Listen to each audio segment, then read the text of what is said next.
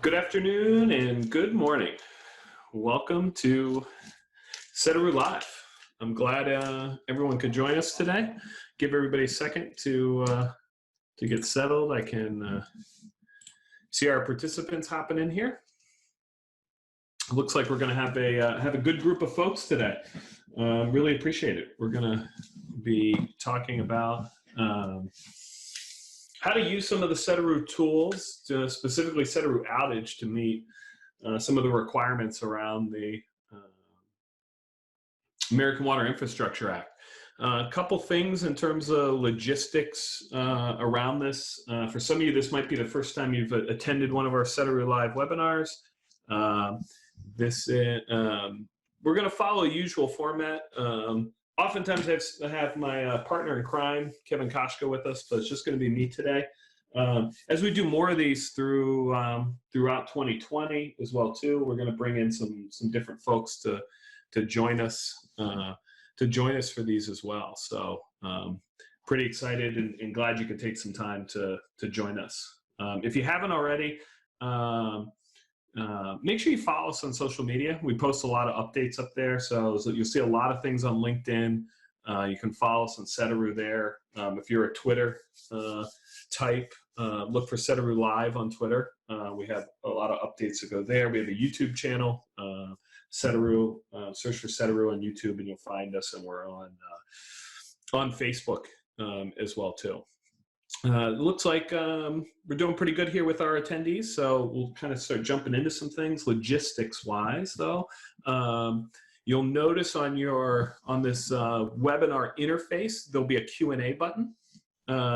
So use the Q&A button there for any questions that you have. Go ahead and post those into there. What I'm planning to do is I've got about 20 minutes or so worth of content that we're going to talk about. Like to keep these pretty brief and to the point. So we got about 25 minutes worth of content, and then there'll be time for questions as well too. What I would do though is, as we're going through the presentation, feel free to fire off questions in there, and I'll keep an eye on those questions, and we can answer questions as you guys have them, as well as we're going through.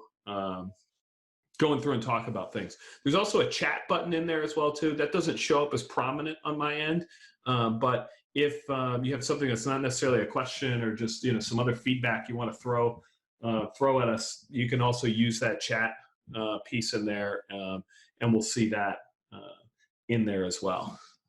So with that being said, let's go ahead and we'll hop into some things. I'm sure, as water utility folks, everybody has some familiarity with this American Water Infrastructure Act, what some of the key points are on it. I'll hit on them quickly though, just in case this is new to some folks. But essentially, the core underlying idea behind the act is to give folks force some direction in terms of making sure that risk assessments and emergency response plans are developed by your utility, and having those things in place. And that's really kind of the key point of this, and where we're gonna talk about. With that though, there's some other sort of pieces included in the legislation. If you haven't been familiar with it, it's probably worth digging into and looking at a little bit, right? So there is some funding in there around lead reduction in water systems, which can certainly be useful if you're one of the utilities that qualifies under that.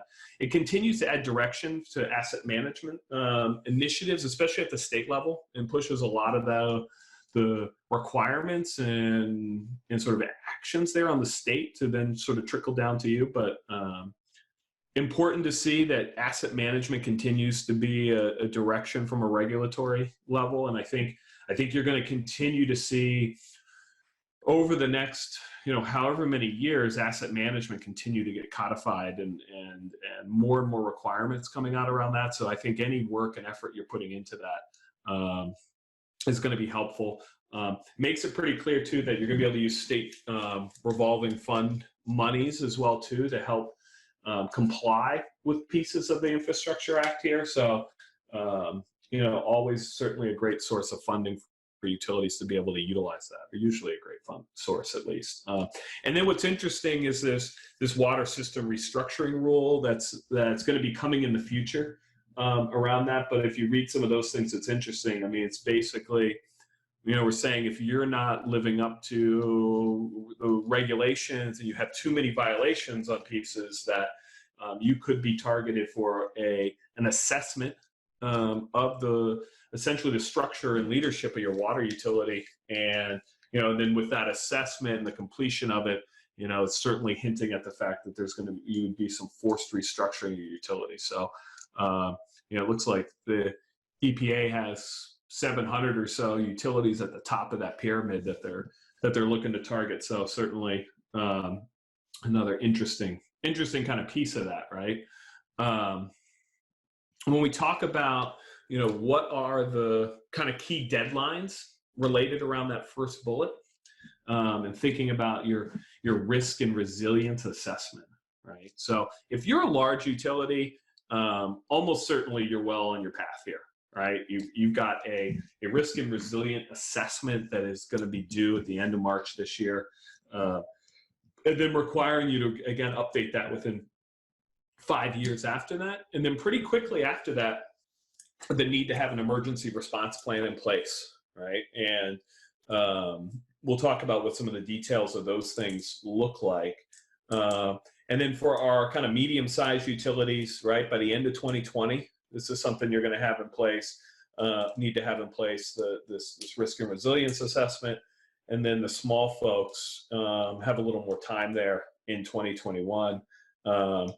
And I think it's interesting to note that the response plan certification, the certified response plans also do 6 months after, right? So, if you get no prizes for getting this done early, essentially, right? It's get that done, and then pretty quickly needing to get the emergency response plan done. So you really have to complete that risk and resilience assessment with one eye on how is that can also look from your emergency response plan. You're almost going to want to tackle those things in unison as you go through it. So important to kind of get a jump on these things if you're not already doing that. What do some of the requirements need to look like on these risk and resilience, plans? It's pretty all encompassing, right? I mean, one, you're looking at, overall, what's your risk to your system from bad acts and from, just natural hazards. I think it's important to note in here is, what does the resiliency of your system look like in general when there aren't necessarily bad acts or natural hazards that happen, right? Just in the course of normal operations, right? Running a water distribution system is enormously complex in and of itself, right? So certainly got to think about hazards, but then just thinking about what is the sort of natural response to main breaks or power outages, sort of these other things that might not necessarily fall in those two pieces, but is there. It really, you're looking at the resilience of your entire system, right? So not just your treatment, not just your distribution, but all your related systems that go with that. IT systems, SCADA systems, all your people, all those things, right? So it's not just limited to a particular part. You're really having to understand everything. How are you monitoring your system? What do you have in place to know when there's problems that happen? What is your financial infrastructure? So are you in strong financial footing?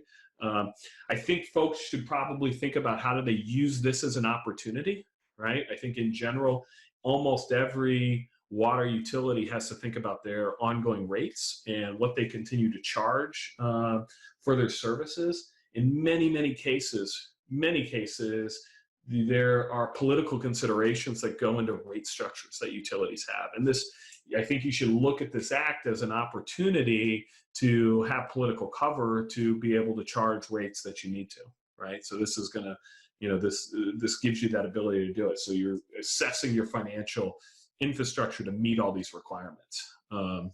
usage and storing of chemicals is thrown in there, and then your overall kind of operation and maintenance of the system too.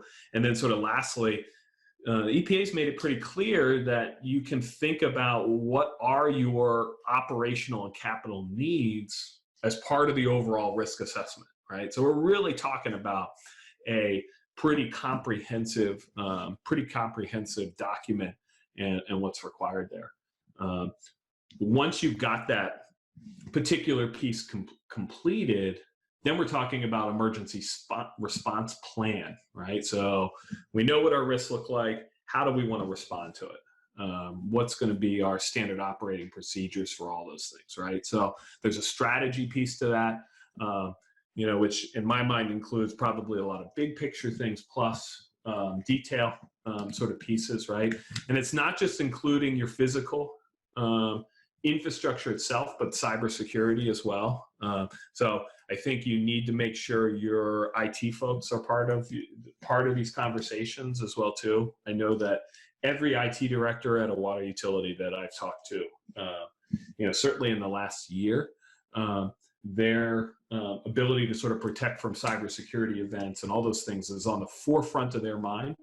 So making sure that they're part of this would seem to me to be incredibly important. Developing your plans and procedures, your action plans, all of those things become part of that, along with what are your strategies to detect a lot of these events as quickly as possible.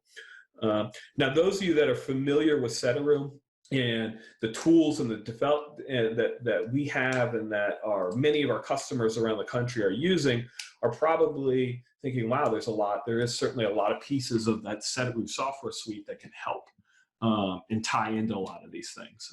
We're going to focus in this webinar session here on one specific tool here, right? And that's what's called Sedaru Outage, right? And so what Sedaru Outage is a tool for helping to manage leaks and breaks within your system, but to also be looking at the impact of any of these events within the system. But then also there's an underlying output that comes with Sedaru Outage that many folks are probably, it's not something we've talked about as much in the past, but when you are running the Sedaru Outage tool, it is underlying figuring out the criticality of every single pipe in your system.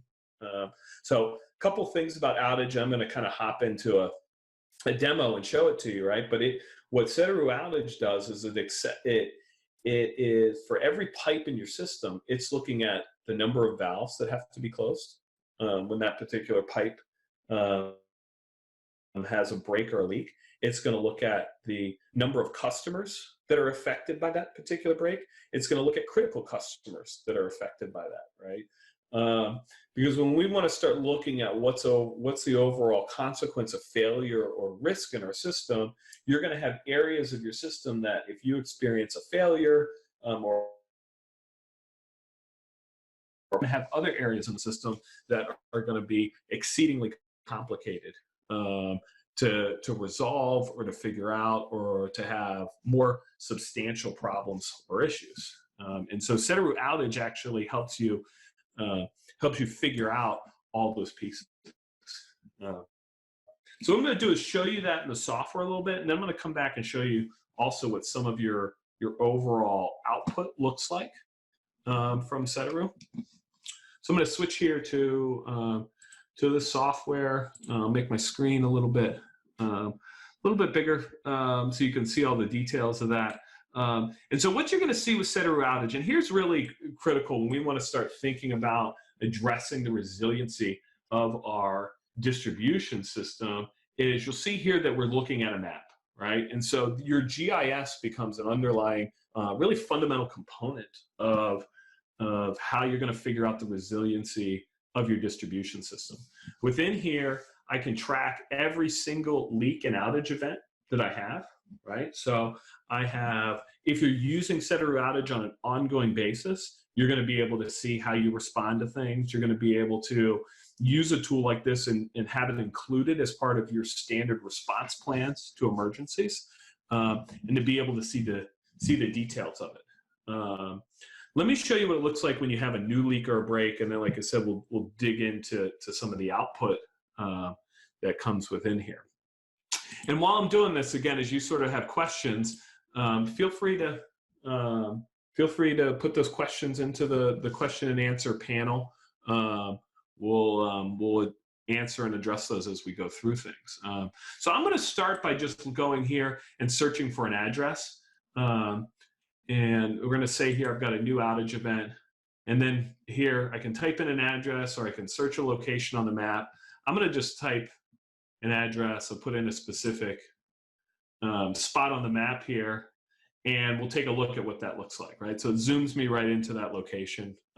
So you can think about how this can be used as an office-based tool, or it runs as an application on a tablet as well, so that I can drill right into a specific spot.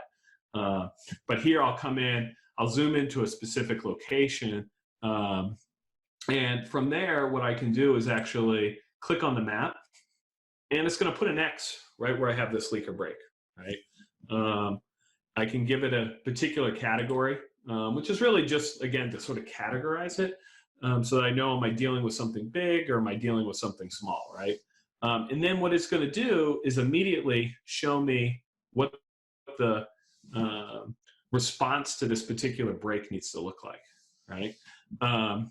And so I can come in, I can fill in details about this particular item that's in here. We've got, our address that's already populated. I can fill out a whole bunch of other information. For the sake of time, I'm just going to quickly save this in here so we have it.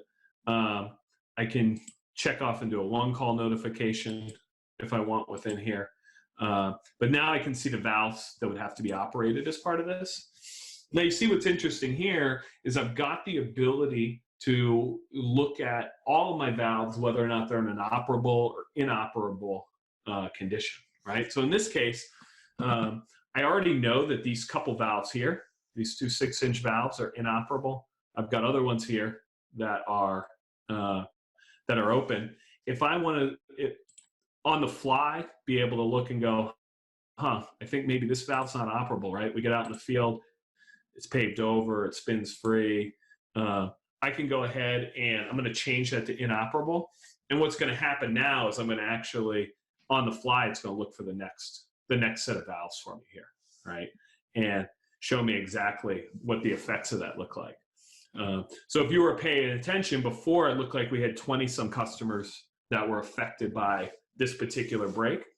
But in this case now, I have 40-some customers that are affected by breaks, right? So what's interesting is, if I want to accurately produce emergency response plans to my events and be able to do that, I've got the ability to not just incorporate the theoretical of what my actual infrastructure is doing, but if I have a valve exercising program in place that's actually tracking condition of valves, and I know, hey, I've got a large number of inoperable valves in my system that I haven't been able to repair or get to, I can now produce results that might say, here's what my emergency response plans look like today. Here's the critical pipes in my system. Here's now also how those results could be changed or affected if I'm able to go repair all the critical valves in my system. So it's able to start pulling all of that, different information together to allow an appropriate response to that. All right. So what I then can do here is I've got this particular event that's in here, and let me just kind of walk through this, and then we'll, like I said, talk about some of the additional outputs in here. So I'm going to go ahead and close this valve. All these things are getting tracked in real time as I'm closing. So you notice that as I close a valve, things are turning red to mark that they've been closed. We'll just quickly do that. And again, the idea here is when you're using a tool like Sedaru Outage, it's being done in an interface that is as straightforward, as easy as possible for as many people at the utility to use. I can come here, I can see my customer list. You see the list in here, fairly lengthy list. If I was notifying people, individually. I could come through here and check off folks if I was doing door hangers. I've also got the ability from here, I can create a report of all the people that were affected. And I can take that report and that can be loaded into an auto dialer or into another notification system. And I can notify all those people directly from there as well. I can then come in and affect the repair of this particular line, and it's a 6-inch line. Let's say it's normally, has a pressure of 75, and we could put in details about the break itself. Let's say it's a pretty large kind of split or hole that's in there, and you see here on the bottom, it's going to actually calculate my loss for me. So we close these valves in a few minutes, right? So it's not giving me extremely large numbers, but if you were sort of tracking an event from start to finish that took you, from the time it was reported to the number of hours, obviously you end up with a pretty large amount of water loss. And so all of those pieces are being tracked within here as well. So I can track all the details that come in around that particular item. And then I can, as I'm ready to repair it, I can choose a hydrant within there, or multiple hydrants that I might flush, record the information around those pieces that are in there. And then I can also think about how do I want to restore service to a valve here. So I might want to go ahead and, as I'm restoring service, just throttle, one of these valves in here to start. And then I can come in and I can start, let's go to one of my operable valves here. We'll go in and start opening valves to my system here when I want to restart. And now what's nice is that I end up with a list of all the valves in my system or with a particular break that are either open or closed, and can see all the details of that and work through that in a very sort of systematic way, right? And using Outage gives me all of those sort of details that come along with that. I can see and manage each event and essentially build a pretty large database of all of my leak and outage events and how I would particularly respond to some of those pieces in there.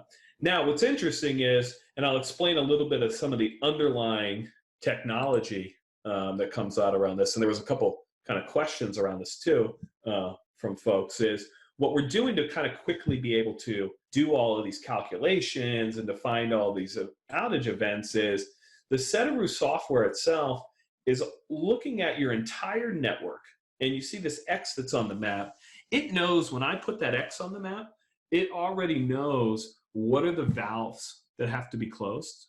It already knows the number of customers that were affected. And that's part of how it's able to pull those results up very fast for you in the field. But what that means is behind the scenes with Sedaru is you now have a database that lays out for every single pipe in your system exactly what the criticality of that pipe is, who's affected by it, and what that might look like. And I'll show you here. Let me pop back into this PowerPoint. I'll show you kind of what the output of this looks like. Hang on one second. Oops.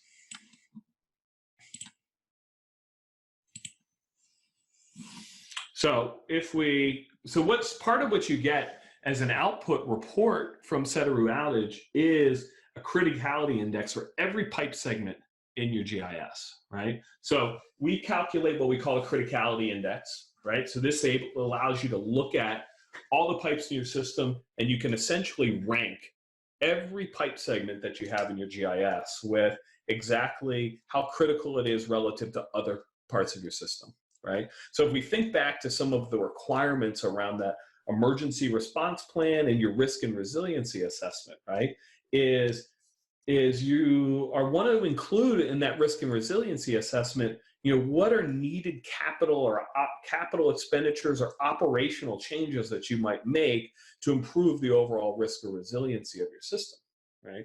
And so this criticality index lets you prioritize and think about all those things, right? So if I want to go out and look for additional funding to fix things, or I want to do that, having this criticality index is super important, and it lets you be able to put a real prioritization to it.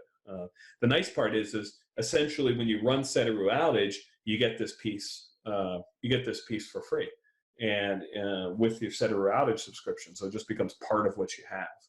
It's going to tell me for every pipe in the system what's the number of isolation valves need to look like, total length, how does that relate to a percentage of the of what I have in the system today, and what is that? How is that related to the other pipes in the system? I can also, like I said before, you can see who are my critical customers and how those folks are affected within there as well. So you get this really amazing output that comes with that. You'll also notice here I have an area. You'll notice in the interface there's a section here that's called most vulnerable areas. And so another output that you're able to get out of here, when I go to most vulnerable areas, you'll notice my map changes, right? And so I'm now looking at a heat map of areas in my system that have the most sort of critical problems when it relates to main breaks. And you see this heat map. So the redder areas, the darker shade indicates essentially bigger problems if I have breaks in those areas. And I'm able to see that on the map and able to use that as part of my requirements in here. One of the things that we're seeing folks doing too is you might be working with a third-party consultant to do your risk and resiliency assessment. And what you're able to do with Sedaru and the way that we license the product is that either you or your consultant can obtain a license of Sedaru Outage. If you wanted to use Sedaru Outage just as a component of this risk and resiliency assessment, your consultant can license Sedaru Outage specifically to work with your utility to help produce these results and outputs and have that as part of it. And you can just make it part of that particular project. Or if as the utility you want to use Sedaru Outage, you're then able to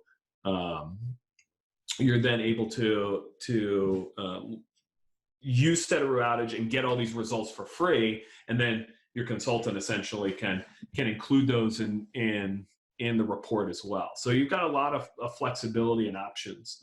The nice thing is that manually sort of figuring out all of this information or trying to just do a standard kind of GIS analysis can actually be pretty labor intensive. And so using the Sedaru Outage tool, it lets you figure these things out pretty quickly.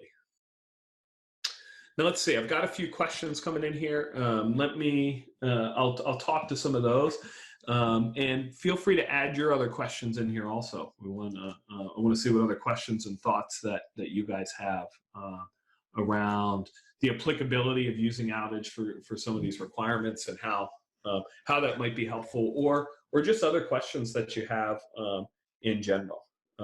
So one of the questions that popped up was, do I need to use to have a geometric network of my GIS data to do this? And the answer is no, right?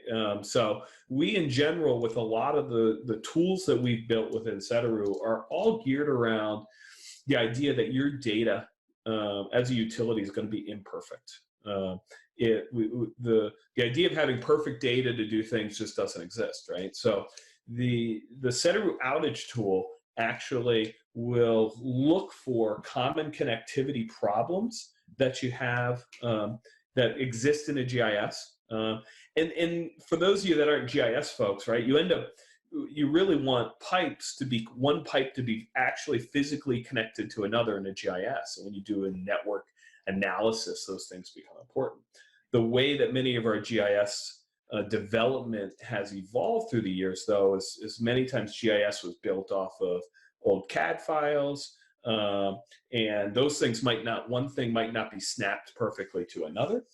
And so Outage has tools built in that can infer and fix a lot of the connectivity problems It also can inherit and look at your meter or customer layers within your system as well. So it gives you that, it gives you the ability to using the Sedaru outage algorithms to pull in customers and tie those and get that meter to customer relation, or that the water main to customer relationship defined, so that you can then look at number of customers affected and do all that. So you're not necessarily needing to have all of those pieces being done within there. Let's see, one of the questions that came in here. So couldn't Sedaru CIP? Yeah. So the question is, could you use Sedaru CIP to help with this piece of it? And that's a really great question, right? The short answer to that is yes.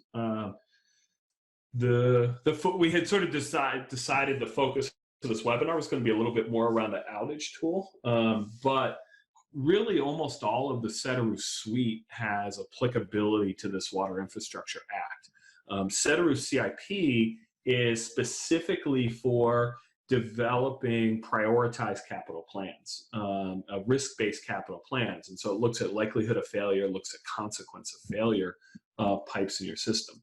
If you're using Sedaru CIP, the consequence of failure tools in there for looking at criticality, customers affected, and the scoring pieces that go with this, use the same engine that the Sedaru outage tool is using.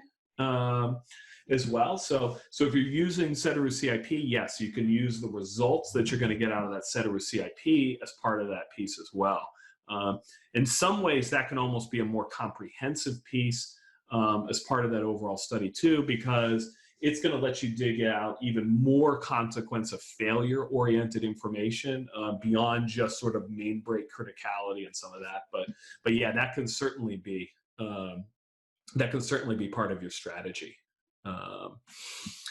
Let's see. Yeah, so a question here. So from the consulting side, like, would a consultant need a license copy per municipality? And the short answer to that is yes. The way that the Sedaru software is licensed is you are licensing it for a number of users as part of it. You're also licensing it for a particular utility or network within there as well too. So and it's also a time base. It's a subscription, right? So you'd be purchasing a year-long subscription and for a specific municipality, and to be able to do that. The neat thing about that though is that as and the utilities tend to really appreciate this, is that you might be licensing it for the utility for that particular project. But as part of that being set up, they now have an outage tool for managing all their breaks and their leaks and breaks. So even beyond just the risk and resiliency study, they now have a software tool that provides them something really actionable to go into that ERP, into that emergency response plan, which I was just saying at the beginning. You've got to get this risk and resiliency study done, and then really right on the heels of that, you've got to get the emergency response plan done in there as well too. And so you've got to be thinking about both of those pieces really together in one place. The other thing, the last thing I'll sort of share with you around this, and we can pull up. I'll pull up a particular. Let me go back to our. Let me pick this event we were just looking at here. We'll go back into the details of that. And I'm going to come over here to the share tab. And with every outage or break that you have, it's going to produce an outage summary for you. So you're going to have a report. You'll see the little Sedaru icon spinning over here on the right. It's going to generate this report that's going to show you some additional information around that. And let's see, oh, it's on the wrong screen here. Hang on, I'll drag it over and you can kind of see exactly what that report's going to look like. And so I think this gives you an idea here of what your, the kind of data that's actually being collected with a tool like this, right? So I know every single customer that's affected, here I'm talking about whether they were critical customers. I know all the details about the valves that we were looking at in the system, what's going on with them, and being able to store with that. Let's see, a couple other quick questions that come up here around this. So one is, can you create monthly and annual reports that go with this? So yeah, the short answer is sure, absolutely. So this is an individual event report. With Sedaru Outage, you also, what we license to you is what's called Sedaru Omni, right? And so Sedaru Omni is the comprehensive Sedaru tool for being able to view data from all over the enterprise. But Sedaru Omni is also connected directly to Sedaru Outage. And so with Sedaru Omni, I can really slice and dice any metric about my leakage or break report that I want from here, right? So if I want to look at, hey, what's the total number of leaks or breaks that I had this month? What's the total number within a specific geographic area? What does that look like annually? What's my water loss look like over time? I can do those pieces as part of my Sedaru Outage subscription, and so the Omni tool really becomes a great way to do all that kind of extra reporting. And if you think back to what one of the initial things that we were talking about in terms of the and I'll pull that PowerPoint slide back up and I'll show you when we were talking about what are some of the initial requirements of how do we deal with on the emergency response plan. So you're going to be thinking about strategies to detect events faster. Well, when you have a tool like Omni where you're pulling in data from a lot of different sources and places into one place, that becomes a really nice dedicated spot to be able to see that information coming in and figure out how I can take action on it much faster. Yeah, so another licensing question that comes up, in terms of, what would be the number of users and how would you use it, right? So let's say you were going to use Sedaru Outage as part of developing a risk and resiliency assessment and wanting to use the output from that, right? And just your consultant wanted to use that. In that case, you'd be able to just use a license of basically a single named user for that utility, that municipality, to be able to do that. We also would provide some implementation services to kind of set that all up, really as a turnkey kind of package.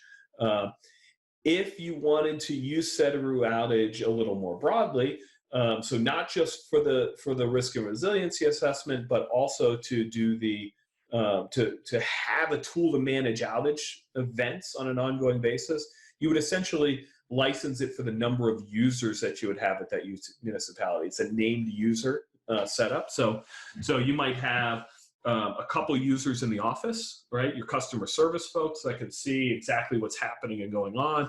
And then you would typically have licenses for your crew leaders that would be managing that break event and wanting to be understanding valves that have to be closed and doing that. So from just that consultant perspective, you could get away with a single license. And then if you wanted to more broadly use it at the utility, you're typically looking at multiple named users for that. All right, well, good. We're sort of wrapping up here in terms of time of where we wanted to be at. I like to keep these short and sweet and get you as much information as quickly as possible. This webinar was being recorded, so you will get a follow-up email from us. Everybody that's attended, you'll get a follow-up email from us that will also end up with a link to the recording. The recordings of these also typically end up on our YouTube channel and end up on our website, so you can share those with your friends. It might make for some great holiday watching over the holidays. Get the family around. You can talk about the Infrastructure Act. And we're going to continue to do more of these webinars in 2020 as well too. So there'll be more tidbits information. Like I said, we'll try to keep the time pretty short in here as well. And in terms of sort of specific pricing, specific events and whatnot, feel free to respond to one of the follow-up emails from here. If you have specific pricing questions, we're happy to put those together for you for your specific needs, and we can continue the conversation from there. If you want a specific demo request or any of those too, go to sedaru.com, fill out a demo request, and somebody will get back to you ASAP with that information. So thank you everybody for your time today. Really appreciate it. Have a happy holidays, Merry Christmas, and we will talk to everybody soon. Thank you.